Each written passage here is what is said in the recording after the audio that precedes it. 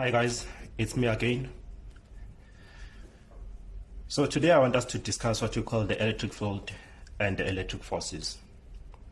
So under this topic, what we need to know is how this electric field affects a positive charge and a negative charges.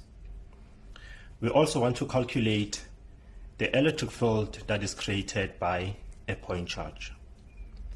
So without wasting any time, we can calculate or define an electric field. Remember, it's a vector and is defined as a force exerted on a point charge divided by a magnitude of a test charge, Q.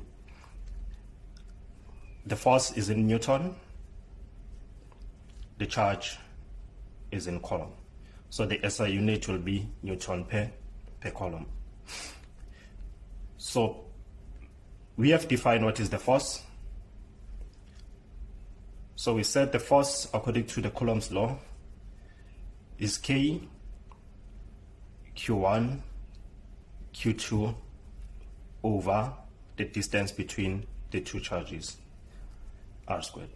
So if it's a vector, it has to have a direction in an n-hat direction. So if we know the force, we can substitute and solve for an electric field.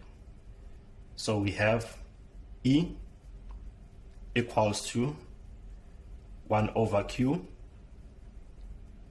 into K Q1 Q2 over R2 in an n-hat.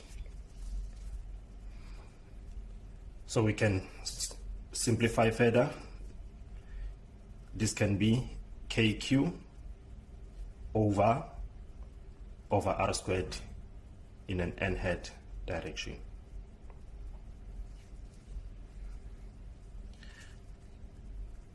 This is one of the important equations.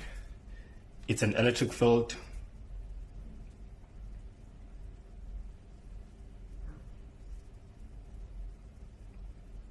It's an electric field equation that is created by a point charge. So let's think about this for a second.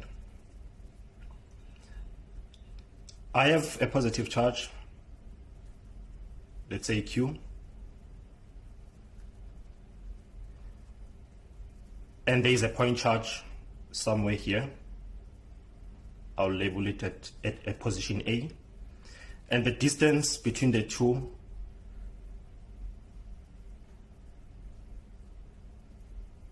let's give it L, and we can give it some numbers just to make it like, let's say it's 50 centimeters.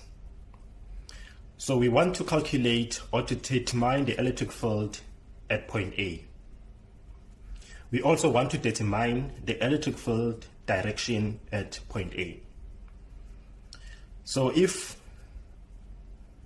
I make my Q equals to, let's say 200 microcoulombs.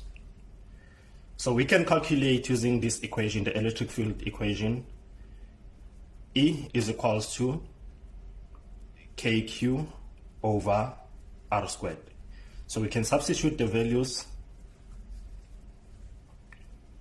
We know K, we have defined K as 8.9, so it's 9 times 10 exponent 9.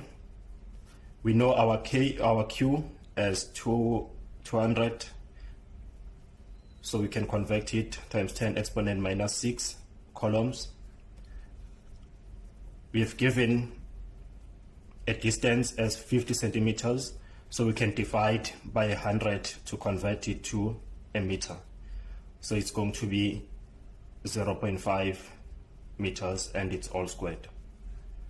So if you punch in the calculator, it's going to give you 7.2 times 10 exponent 6 Newton per coulomb. So this is the magnitude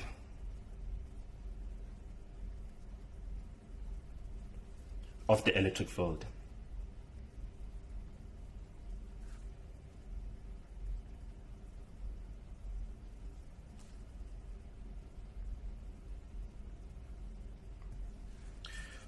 So what about the distance? What about the direction rather?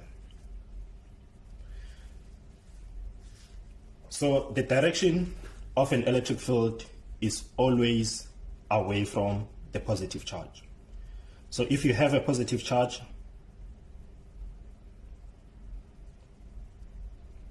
you have electric field lines.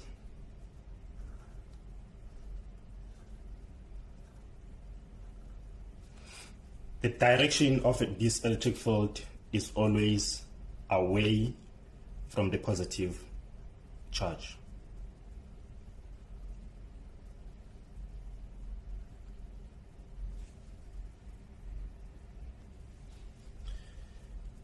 The arrows indicates the direction of the electric field, where the lines itself, it indicates the strength of the electric field. So if these lines or the density of these lines is strong or they are close to each other, it means the electric field is strong. But if the density of these lines, they are far apart, it means the electric field is weak. The positive charge, we refer to them as sources. And the negative charge, they have this same kind of fields, but in this case, it's inward, towards a negative, and we call them sinks.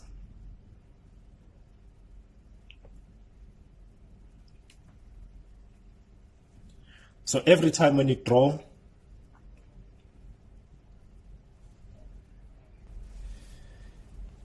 the electric field, or you put these two together, we get what you call a dipole.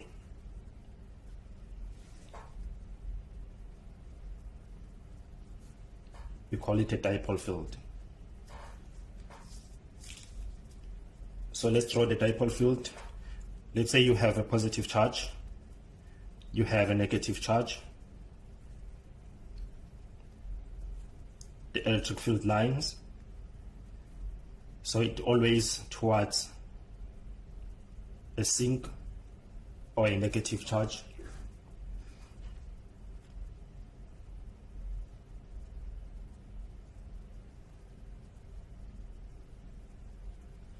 So when you draw,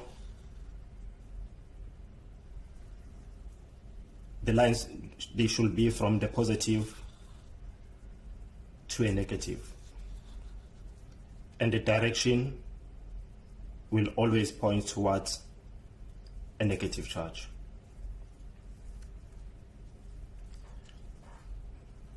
This is called the dipole field.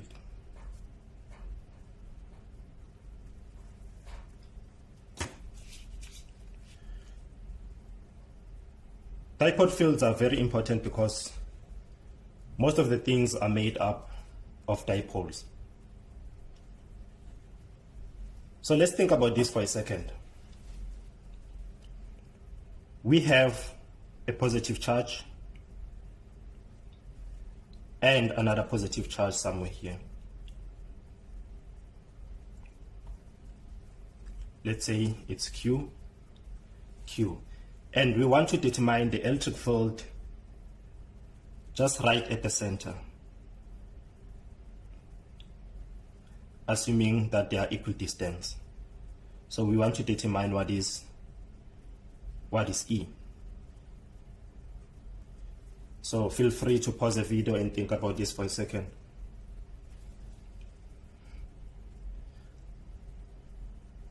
So the electric field here will be equal to 0 because the top charge gives an electric field in that direction, downward direction, and this charge here gives an electric field in that direction. So if they are in equal distance, then the electric field will be equals to 0. Let's complicate things a little bit. Instead of putting the point charge here, let's put it out of space. So you have your positive, you have your positive charge, and you put this charge somewhere here. For simplicity, let me put a Cartesian plane. And let's say this is X, this is Y. So there's a Q here. So we want to determine the electric field at this point, or at this charge. The electric field that is created by this charge and this charge.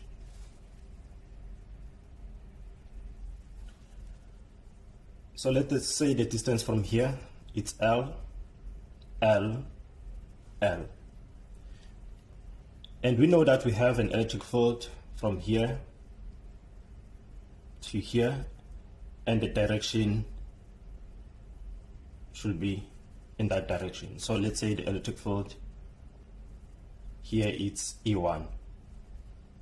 We also have an electric field from this point charge to a point, and the direction is in that direction. Let's say this one is E2. So we want to determine what is the net electric field at point A.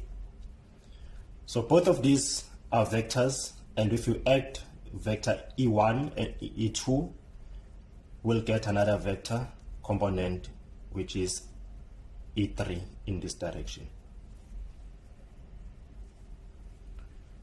So we can determine what is E3.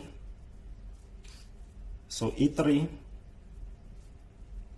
is equals to E1 plus E2. So always remember to put the arrows at the top because they are vectors.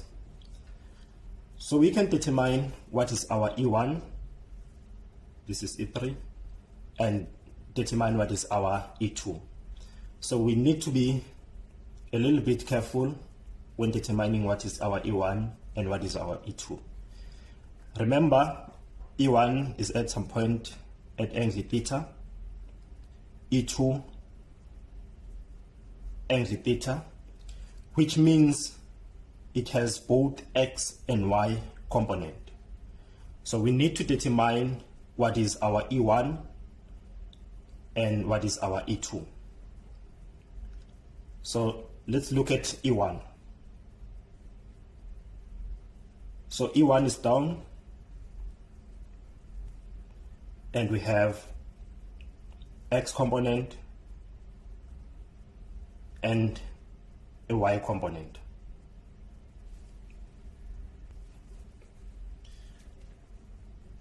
We have theta, so we can define this as E1 in an X direction and E1 in an Y direction. We can do the same with E2.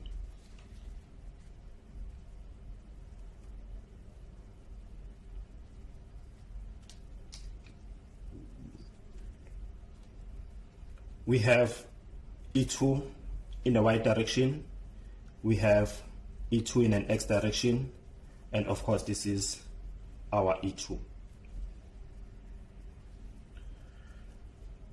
So E1 is equals to E1 in the X direction plus E1 in a Y direction. Similarly, we have E2